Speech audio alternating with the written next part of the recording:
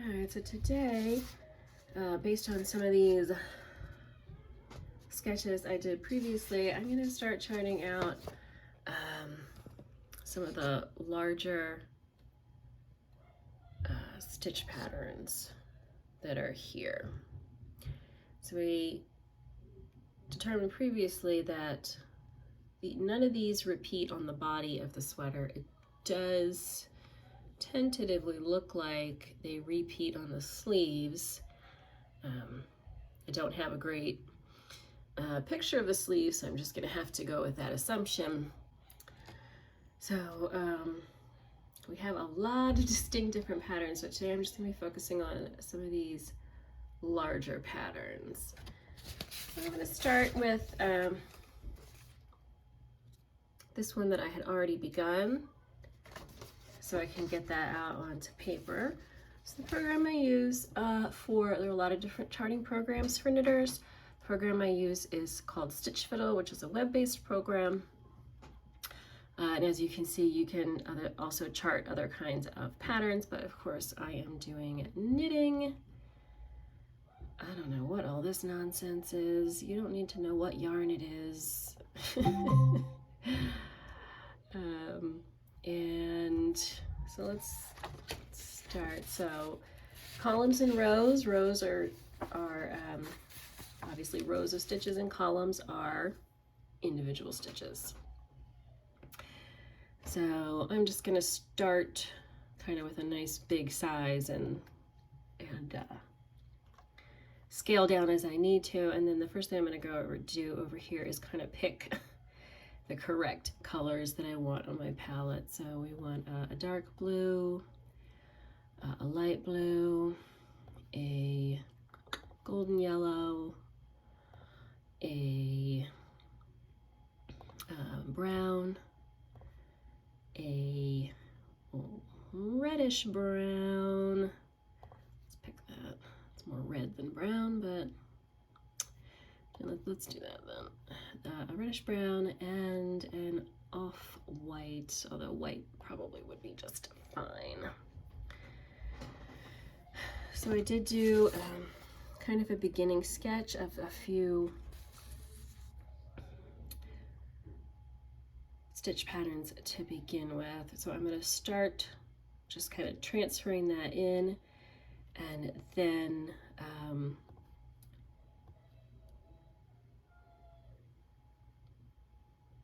fine-tuning it. So for pretty much all of these large block patterns, you can see that the light blue is the background color for all of them. So I'm just going to start by kind of filling in, and there are easier ways to do this, to be honest. Filling in with that color and then going in to put the patterning in. All right, so I'm going to start by kind of trying to get this 6 sides hexagon shape in here.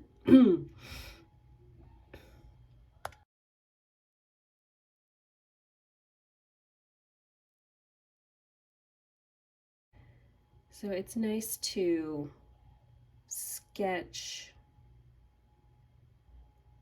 out on paper to kind of start getting a handle on it, but once it comes to making these kind of adjustments, it's a lot easier to do them by hand. To do them on the computer, because it's a lot easier to make changes.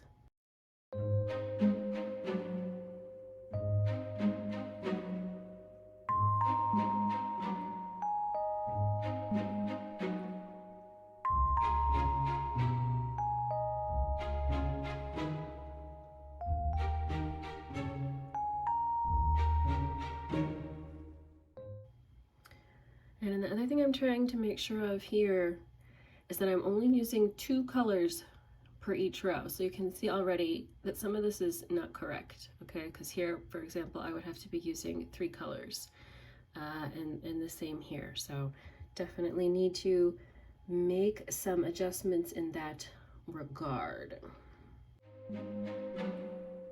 All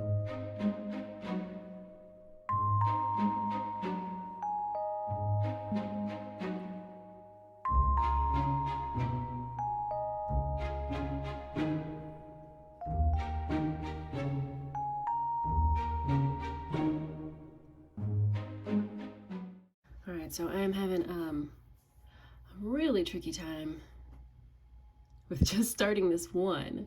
So what I want to do is go find, let's see all my junk here, all of my resources here, and I'm going to see if I can zoom in on this photo and get a, oh, there it is, a closer look at that stitch pattern right here. Okay. All right, now I got a pretty, I can almost see individual stitches here. So this is very helpful. I know at this point it's getting a little blurry. Oh, that still looks okay on the video. And so I can see almost individual stitches here. So 1, 2, 3. Gosh, this is so fine. 1, 2, 3. Okay, so, all right. So you can see here, this is dark blue, white, dark blue, white. When you get up here, it's white, light blue, white, light blue. So the very top of this kind of cross shape here has to be light blue in order to fit and not have more than 2 colors in the row. Now I can use 3 colors in a row if I need to, but traditional Fair Isle does not.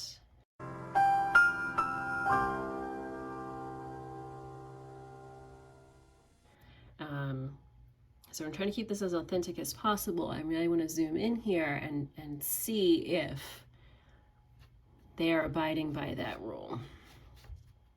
They being whoever made this sweater 50 years ago. All right, so you can definitely see here, you've got this kind of dark red, and I think zooming in, you can definitely see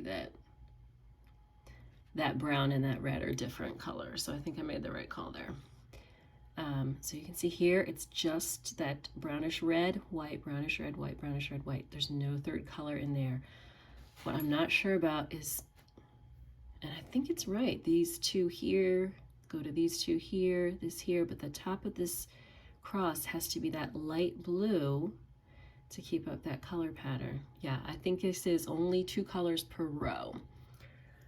And I think getting zoomed in here, I can probably do a better job with this here. Yeah, so this is definitely a no. That has to be that color. Oh, it's tricky. Okay, so the bottom of this mark. All right. So right here, the bottom of this, these 2 blue lines in here has to match the bottom of that blue line there, so that that row of stitches is all dark blue and white, dark blue and white all the way across. So it's fair, and I forgot I do have a touch screen. Look, with the touch screen and the zoom in, you can see all the pilling along the edge of the sweater. That's normal. All right, so I think I got this basic shape, maybe playing with getting the colors exactly right, so I don't have any 3 color rows. Now I'm trying to get this little X shape in here without breaking that 2 colors per row rule. That, see right here, that looks like more than just 1 stitch of that brownish red. But hey, but then, all right, so maybe, okay, all right. And I'm talking to myself. So the tops of these are not dark blue. They have to stay all red. And well, this is tricky, guys. So I'm gonna keep working at it. Only got 5 more of these bad boys to go. There's milk.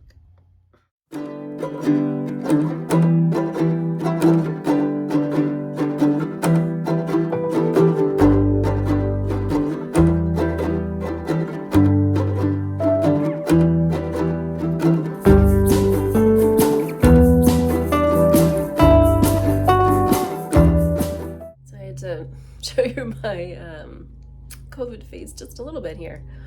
So something I'm realizing, zooming in a lot on this sweater photo, is that definitely the colors in this original sweater have bled a little bit, and it's making it really hard to figure out exactly how many stitches are in each motif. And it's particularly in the areas where the colors are against the whites that makes sense. And in terms of the look of the sweater, it actually can help a little bit, making it look just a little bit more cohesive. If rather than being a stark, yellow against a white, it looks a little bit of a blur. But in terms of figuring out the patterning, it makes it a lot harder. So I'll show you an example here. So you can see, I know I got some glare going on, you can see here that some of this dye has definitely bled from its original places. And I'm particularly looking at the yellows, kind of like at the bottom here. It's just not as crisp and clear as some of the other stitches. Over here as well, you can actually see it. It looks kind of like the yellow is seeping into the white. And again, that actually kind of helps the patterning blend together in terms of the way it looks. But in terms of counting these stitches, it's actually making my job a little bit harder. And I really don't see it, I mean, a little bit. You can actually, I think, see it here as well. Let me see. Here as well. This, get out of here. You can definitely see it here. But here as well, this is very, I mean, obviously it's zoomed in, but it's very blurry. It looks like there are multiple stitches here that are this red, but only one over here. So it is, it's an extra challenge for this project. So I'm really excited to share that the yarn is here. So I just wanted to take a quick minute to show it off. I did not get enough for the whole sweater. I just got enough so I could start some swatching. And to make sure that I was going to be happy with these colors. So here they are. Here's what they look like in real life. Not as little tiny scraps. So let's try to compare here to the photo. So here's our photo. And here's our color palette. What do you think? It's gonna be hard for me to try to hold both up at the same time. I do have pretty long fingers. Let's see if I can do it.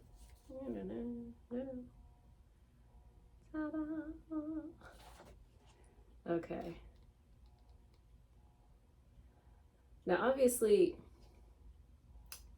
we got a lot of dark colors in here, which are not as prominent in the actual sweater, which for all the color in it is still mostly white. But I think we're looking pretty good. So the next step is going to be to start swatching. Probably just start with the one big chart that really the only one that I have mostly settled on being fairly accurate. Swatch, see if any of the colors look good, see what kind of gauge I'm getting, because the gauge is going to impact whether that chart really looks like the sweater or not. The sweater, you know, as you saw in the previous clips when I zoomed in, it really has a very fine gauge. And if I don't have a similar gauge, then even if my chart is correct, the motifs are going to come out too wide and they're going to look distorted. They're not going to look right. They're going to look stretched out as compared to the photo. So I'm going to probably do a little bit more zooming in, try to see if I can get a guess at the stitch gauge. I'm thinking it's something like 8 stitches to the inch, which is very fine for a sweater, but is appropriate for the yarn weight. It just means that, boy, this is gonna take a long time to knit. But actually knitting this sweater is pretty far off. We are still in the planning stages here. So again, I want to check my color palette. I want to work toward a gauge that approximates the gauge in the sweater, which I'm going to determine by looking at how my swatch knits up versus the sweater, and determining, you know, whether I've got to knit finer or maybe can go up a needle size, but probably not. I have never knit a sweater. I don't think I've knit much of anything other than socks at a gauge that fine. So that's just sort of my assumption. I do have to check it out. And then, you know, I've got small charts for the tiny repetitive motifs, but I've really only got the one larger chart. So I do have a lot more charting to do. I did have a question on my most recent video, which was whether or not I was going to release a pattern. I don't remember if I had talked about this at the beginning, but I do want to address that again. My intention is not to release an actual pattern because it's a lot of work for starters. There are, you know, intellectual property rights issues and things that I don't want to get mired in. But my intention is to make the charts that I use available, the charts that I create and use. My intention is to make those available and to maybe do a tutorial on how I went about determining sizing for my sweater. So I am going to be going back to the Alice Starmore book, reading up more about this sweater style. You know, I have designed lots of sweaters, but no Oliver Fair Isle, no Steeks. So I want to make sure I get that right. I want to make sure this looks like kind of just a drop shoulder, but there may be something else going on there that I can't see that is typical of these Shetland Fair Isle sweaters. So I am going to be doing some more reading, and I will take you along on that journey more in the next update. See you then.